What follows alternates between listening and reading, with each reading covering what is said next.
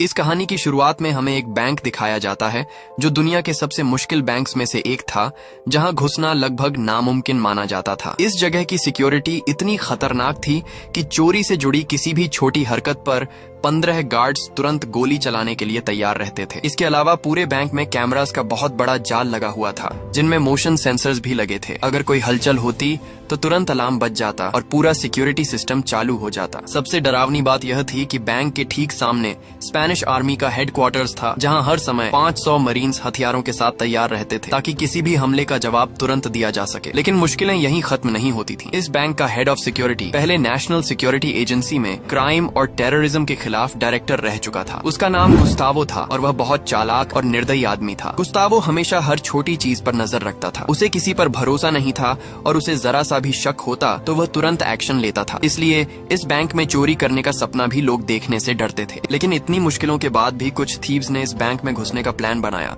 क्योंकि उनकी टीम में एक ऐसा लड़का था जिसका दिमाग किसी जीनियस से कम नहीं था। उस लड़के ने इस रहस्यमयी वॉल्ट का पूरा स्ट्रक्चर समझ लिया था और उसे खोलने का तरीका भी ढूंढ लिया था। यही वह काम था जिसे दुनिया के बड़े बड़े मास्टर थीव्स सालों से करने की कोशिश कर रहे थे, लेकिन सफल नहीं हो पाए थे। अब सवाल यह था कि आखिर यह लड़का इतनी कड़ी सिक्योरिटी वाले बैंक में घुसने वाला कैसे था, और क्या थीव्स की यह टीम अपने मिशन में सफल हो पाएगी या नहीं। कहानी में हमें वॉल्टर नाम का आदमी दिखाया जाता है जो इंग्लैंड में एक आर्टिफैक्ट सैल्वेज कंपनी चलाता था। वह समुद्र में डूबी पुरानी चीजों को ढूंढने का काम करता था। एक दिन वॉल्टर अपनी टीम के साथ समुद्र में एक पुराने जहाज की तलाश कर रहा था जो साल 1645 में डूब गया था। तभी उनकी टीम को उस जहाज का मलबा मिल गया। जेम्स नाम का डाइवर जहाज के अंदर गया और उसे वहाँ एक बॉक्स मिला। उस बॉक्स के अंदर 3 बहुत पुराने गोल्ड कॉइन्स रखे हुए थे। ये तीनों गोल्ड कॉइन्स बहुत खास थे क्योंकि इनके अंदर एक ऐसा राज छिपा था जिसे सुनकर कोई भी लालच में पड़ जाता। इन कॉइन्स की कीमत सिर्फ पैसों में नहीं थी, बल्कि इनके अंदर एक बहुत बड़ा सीक्रेट छिपा था। लेकिन इससे पहले कि वॉल्टर और उसकी टीम अपनी खोज का जश्न मनाते,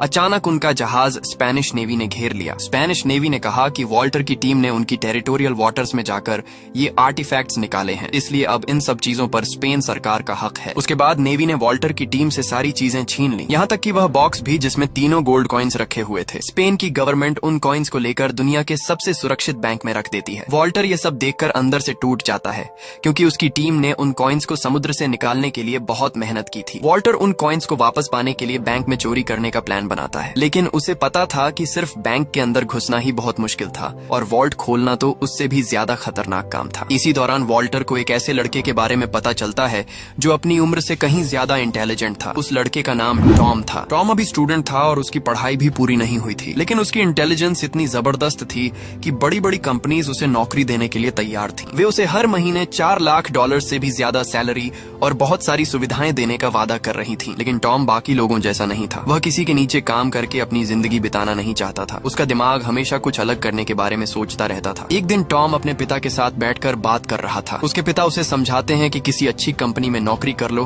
ताकि जिंदगी आसान हो जाए और तुम्हारे माता पिता भी चिंता करना छोड़ दें। लेकिन टॉम हर बार की तरह बात को घुमा देता है। वह अभी तक कोई फैसला नहीं कर पाया था क्योंकि उसका मन किसी एक रास्ते पर टिक ही नहीं रहा था। उसी समय टॉम के फोन पर एक अजीब मैसेज आता है। उस मैसेज में लिखा होता है कि मैं तुमसे मिलना चाहता हूँ क्योंकि मैं तुम्हारी जिंदगी का सबसे बड़ा मौका हूँ। टॉम ये पढ़कर हैरान हो जाता है। उसे समझ नहीं आता कि आखिर यह मैसेज किसने भेजा है और कौन उसे इतना बड़ा मौका देने की बात कर रहा है। जिज्ञासा में टॉम उस मैसेज में दिए गए इंस्ट्रक्शंस को फॉलो करने का फैसला करता है। इसके बाद वह बताए गए लोकेशन पर पहुंच जाता है। वहाँ उसे लोरेन नाम की लड़की मिलती है जिसे वॉल्टर ने उसे लेने के लिए भेजा था। लोरेन एक बहुत चालाक थीव थी जो पिक पॉकेटिंग और चोरी में माहिर थी। लोरेन बहुत कॉन्फिडेंस से बात करती थी और उसकी बातें सुनकर टॉम को उसके साथ एक अजीब सा कनेक्शन महसूस होता है, इसलिए वह बिना ज्यादा सवाल पूछे उसके साथ चला जाता है। लोरेन टॉम को वॉल्टर के पास लेकर जाती है। वॉल्टर टॉम को देखते ही सीधे मुद्दे पर आ जाता है क्योंकि उसके पास समय बहुत कम था। वॉल्टर कहता है कि मैं चाहता हूं कि तुम दुनिया के सबसे सुरक्षित बैंक में घुसने में हमारी मदद करो ताकि मैं वह चीज वापस ले सकूं जो मैंने खुद समुद्र से निकाली थी। टॉम ये सुनकर हैरान हो जाता है। वह वॉल्टर से पूछता है कि क्या तुम्हें मैं कोई प्रोफेशनल थीफ लगता हूँ। वॉल्टर जवाब देता है कि मैंने इस मीटिंग से पहले तुम्हारे बारे में पूरी जानकारी निकाली है। मुझे किसी थीफ की नहीं बल्कि ऐसे इंसान की जरूरत है जो उस वॉल्ट का सिस्टम समझ सके। टॉम फिर पूछता है कि आखिर मैं तुम्हारी मदद क्यों करूं? तब वॉल्टर उसे बहुत बड़ा लालच देता है। वॉल्टर कहता है कि अगर यह काम सफल हो गया तो तुम्हें इतना पैसा मिलेगा कि तुम्हारी आने वाली 5 पीढ़ियां आराम से जिंदगी जी सकती हैं। इतना कहने के बाद वॉल्टर स्पेन का एक प्लेन टिकट टॉम के सामने रख देता है और वहां से चला जाता है। टॉम थोड़ी देर तक उस टिकट को देखता रहता है। उसके मन में बार बार वही बात घूम रही थी कि क्या वह सच में दुनिया के सबसे सुरक्षित बैंक को चैलेंज कर सकता है। थोड़ी देर रिसर्च करने के बाद टॉम के अंदर एक्साइटमेंट बढ़ने लगती है। वह अपनी इंटेलिजेंस को एक बार परखना चाहता था, इसलिए उसने स्पेन जाने का फैसला कर लिया। स्पेन पहुंचने पर एयरपोर्ट पर फिर से लोरेन उसे लेने आती है, पर टॉम को लेकर सीधे ग्रुप के हेडक्वार्टर्स पहुंच जाती है। वॉल्टर टॉम को देखकर बहुत खुश होता है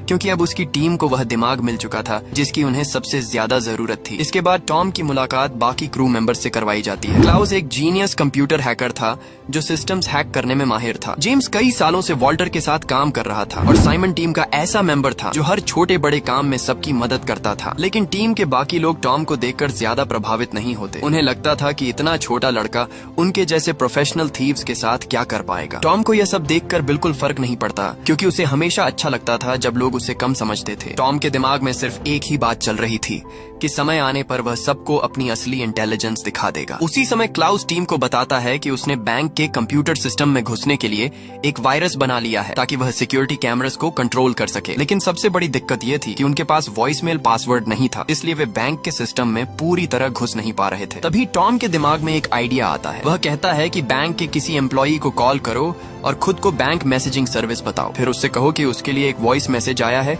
और उसे सुनने के लिए बीप के बाद अपना पासवर्ड डालना होगा। सबको टॉम का आइडिया बहुत आसान लगता है, लेकिन जब वे इसे इस्तेमाल करते हैं तो वह सच में काम कर जाता है। इस तरह क्लाउस बैंक के कुछ सर्वेलेंस डिवाइसेस तक पहुंच बना लेता है और पूरी टीम टॉम की इंटेलिजेंस देखकर हैरान रह जाती है। हालांकि टॉम का यह आइडिया बहुत बड़ा साइंटिफिक ट्रिक नहीं था, लेकिन जिन लोगों को इसकी जानकारी नहीं थी उनके लिए यह काम लगभग नामुमकिन माना जाता था। वॉल्टर अब टॉम पर भरोसा करने लगा था, इसलिए उसने उन 3 गोल्ड कॉइन्स का असली राज टॉम को बताने का फैसला किया। वॉल्टर बताता है कि 16वीं सदी में एक इंग्लिश सेलर स्पेन के रॉयल शिप पर बहुत बड़ा ट्रेजर लेकर जा रहा था, लेकिन बाद में वह ट्रेजर कहीं छिपा दिया गया और उसकी जगह का पता किसी को नहीं चला। करीब 30 साल पहले वॉल्टर ने एक पुरानी चिट्ठी खरीदी थी जिसमें उस ट्रेजर के बारे में कुछ क्लूज लिखे हुए थे। बाद में वॉल्टर को पता चला कि ट्रेजर की असली लोकेशन और उसके कोऑर्डिनेट्स उन 3 गोल्ड कॉइन्स पर खुदे हुए हैं। वॉल्टर ने कई साल समुद्र में उन कॉइन्स को ढूंढने में लगा दिए थे और अब जब आखिरकार उसे वे कॉइन्स मिले तो स्पेन सरकार उन्हें दुनिया के सबसे सुरक्षित बैंक में ले गई। वॉल्टर टॉम से वादा करता है कि अगर यह मिशन सफल हो गया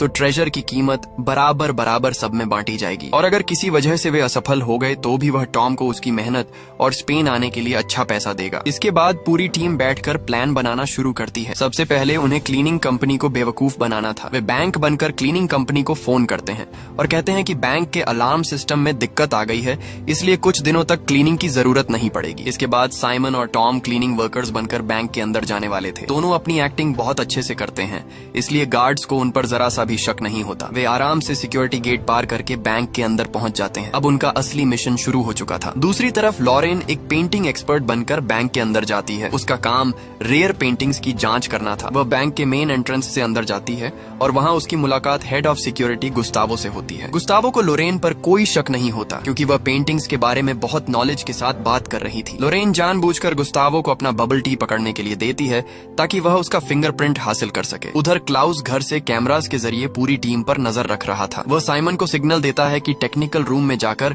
डिवाइस कनेक्ट करो। साइमन चुपके से वहां पहुंच जाता है और अपने साथ लाया डिवाइस सिग्नल पोर्ट्स में जोड़ देता है ताकि क्लाउस पूरे सिक्योरिटी सिस्टम तक पहुंच बना सके। इसी बीच लोरेन को एक गार्ड बैंक प्रेसिडेंट के ऑफिस में ले जाता है जहां उसे कुछ रेयर पेंटिंग्स चेक करनी थी। जैसे ही गार्ड बाहर जाता है लोरेन तुरंत अपना स्पेशल स्कैनर निकालती है और पेंटिंग को तेजी से स्कैन करने लगती है। क्लाउस कैमरा फुटेज को स्लो करके एडिट कर देता है ताकि सिक्योरिटी टीम को लगे कि लोरेन अभी भी पेंटिंग देख रही है, लेकिन असल में लोरेन वॉल्ट की की ढूंढ रही थी ताकि उसकी कॉपी बनाई जा सके। आखिरकार उसे पहली की मिल जाती है और वह स्पेशल 3D डिवाइस से उसकी कॉपी बनाना शुरू कर देती है। लेकिन तभी अचानक बैंक प्रेसिडेंट कमरे में आ जाता है। अब सिचुएशन बहुत खतरनाक हो चुकी थी क्योंकि कैमरा पर चल रही फेक फुटेज खत्म होने वाली थी। अगर सिक्योरिटी टीम को असली और फेक फुटेज में फर्क दिख जाता जाता तो पूरा मिशन वहीं खत्म हो जाता। लोरेन बहुत चालाकी से प्रेसिडेंट से कहती है कि थोड़ा दूर खड़े हो जाइए ताकि मैं आपकी फोटो ले सकूं। प्रेसिडेंट को कुछ भी शक नहीं होता और वह उसकी बात मान लेता है। इसी वजह से लोरेन मुश्किल से बच जाती है। प्रेसिडेंट फिर कमरे से बाहर चला जाता है और लोरेन जल्दी से दूसरी की को भी स्कैन करने लगती है। उधर टॉम का काम वॉल्ट की ऊपर से स्कैनिंग करना था ताकि उसका पूरा स्ट्रक्चर समझा जा सके। टॉम चुपके से मीटिंग रूम में जाता है और टेबल के नीचे स्कैनर चालू कर देता है, लेकिन तभी अचानक कुछ लोग मीटिंग के लिए कमरे में आ जाते हैं। अब टॉम के पास छिपे रहने के अलावा कोई रास्ता नहीं था। एक आदमी के हाथ से कुछ पेपर्स नीचे गिर जाते हैं और वह उन्हें उठाने के लिए नीचे झुकने ही वाला होता है, लेकिन तभी अचानक अलार्म बज उठता है और वहां मौजूद सभी लोग बाहर भागने लगते हैं। टॉम बहुत मुश्किल से पकड़े जाने से बच जाता है। और दोस्तों, अगर अभी तक आपको टॉम का यह हाई IQ प्लान पसंद आ रहा है तो जल्दी से वीडियो को लाइक कर दो और चैनल को सब्सक्राइब भी कर लेना, क्योंकि आगे कहानी और भी ज्यादा मजेदार होने वाली है। अब पूरी सिक्योरिटी फोर्स अलर्ट हो चुकी थी और सामने मौजूद आर्मी भी कॉम्बैट पोजीशंस लेने लगी थी। अलार्म बजते ही पूरे बैंक में हड़कंप मच गया। सामने मौजूद आर्मी तुरंत हरकत में आ गई और सोल्जर्स ने बैंक को चारों तरफ से घेर लिया। हेड ऑफ सिक्योरिटी गुस्तावो ने तुरंत आदेश दिया कि जब तक जांच पूरी नहीं होती तब तक कोई भी इंसान बैंक से बाहर नहीं जाएगा। उधर लॉरेन दूसरी की कॉपी बनाकर उसे वापस रखने ही वाली थी कि तभी प्रेसिडेंट वहां पहुंच जाता है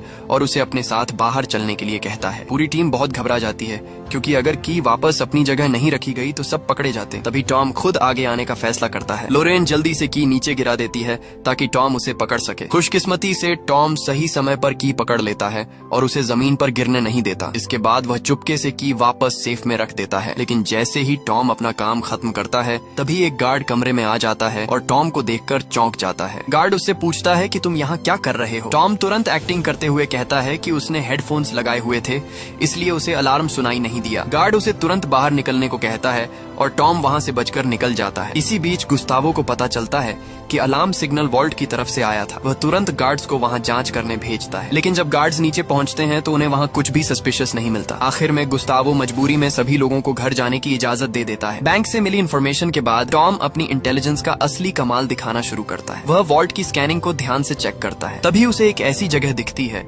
जिसे स्कैनर ठीक से एनालाइज नहीं कर पाया था। टॉम तुरंत समझ जाता है कि वहाँ पानी मौजूद है। जांच करने पर उसे पता चलता है कि वॉल्ट के ऊपर एक बहुत बड़ा वाटर टैंक बना हुआ है। 19वीं सदी के इंजीनियर्स ने वॉल्ट को बचाने के लिए बहुत खतरनाक ट्रैप तैयार किया था। अगर कोई अंदर घुसने की कोशिश करता तो पूरा वॉल्ट पानी से भर जाता। टॉम ये भी समझ जाता है कि उस समय मोशन डिटेक्शन टेक्नोलॉजी नहीं थी, इसलिए इंजीनियर्स ने एक जायंट बैलेंस स्केल का इस्तेमाल किया था। जैसे ही कोई इंसान उस स्केल पर कदम रखता, सिस्टम एक्टिवेट हो जाता और पानी तेजी से वॉल्ट के अंदर भरने लगता। अब सबसे बड़ी मुश्किल ये थी कि आखिर उस जायंट स्केल को रोका कैसे जाए, क्योंकि अगर वह एक्टिवेट हो गया तो अंदर जाने वाला इंसान जिंदा बाहर नहीं आ सकता था। उधर बैंक में हुए अलार्म इंसिडेंट की वजह से गुस्तावो को प्रेसिडेंट की डांट सुननी पड़ती है, क्योंकि टूरिस्ट्स डर गए थे। असल में उस समय वर्ल्ड कप चल रहा था और बैंक के बाहर वाले स्क्वायर में हजारों लोग स्पेन टीम को सपोर्ट करने के लिए जमा होते थे। प्रेसिडेंट का एडवाइजर कहता है कि शायद जायंट स्क्रीन्स और जनरेटर्स की मैग्नेटिक फील्ड्स की वजह से अलार्म बज गया होगा। दूसरी तरफ जेम्स और साइमन सीवर के रास्ते